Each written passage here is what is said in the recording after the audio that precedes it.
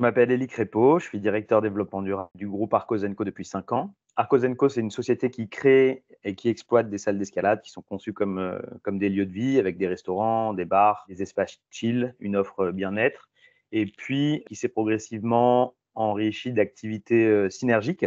On a une brasserie artisanale qui s'appelle Oscar. On a racheté en 2017 une marque iconique de matériel d'escalade qui s'appelle Snap. On lui a fait développer des vêtements. On a une application de grimpe de référence qui s'appelle Social Boulder. Et puis, la petite dernière de la famille, c'est l'Escapade. C'est une agence de voyage autour de l'escalade. Voilà. Tout ça en 10 ans. Et aujourd'hui, on est environ 450, répartis sur 23 sites, un peu partout en France et aussi à Bruxelles et Madrid.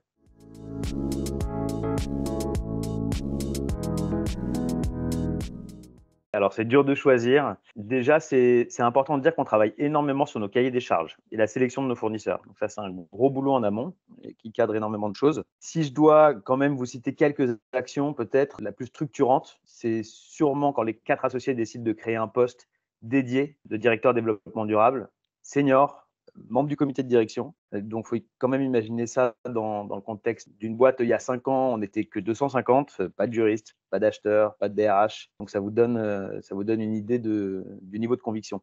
Une deuxième action, la plus difficile, et c'est sûrement aussi celle qui me rend le plus fier.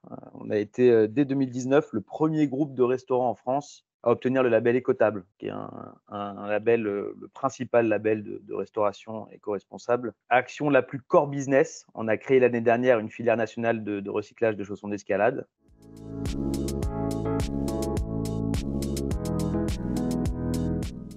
Alors, on est en 2022, on est contacté par Sport dans la ville qui effectivement s'occupe d'insertion sociale et professionnelle de jeunes issus de quartiers défavorisés par le sport. Pour plein de raisons évidentes, le projet nous emballe, donc on dit oui tout de suite. Et aujourd'hui, on a effectivement des jeunes qui grimpent très régulièrement dans plusieurs de nos salles de France, gratuitement évidemment.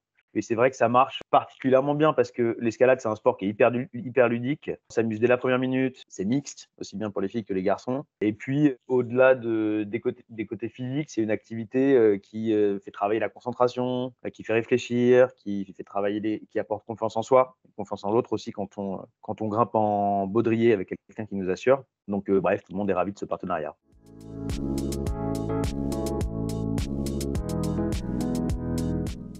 Peut-être l'enjeu, déjà. Il faut savoir que le chausson d'escalade, c'est le premier consommable du grimpeur. On parle d'un gisement de 600 000 chaussons annuels, donc ça fait à peu près 150 tonnes de déchets, qui historiquement sont enfouis ou incinérés. Donc, quand l'asso King Climber elle est venue taper à notre porte en 2022 pour nous parler de son ambition de créer une filière française de recyclage des chaussons, c'était enfin la solution, je dirais, à un vieux problème. Aujourd'hui, c'est un truc qui tourne. On est progressivement rejoint par tous nos concurrents. Et puis, à chaque paire collectée, c'est 200 grammes de CO2 évités, entre autres bénéfices environnementaux.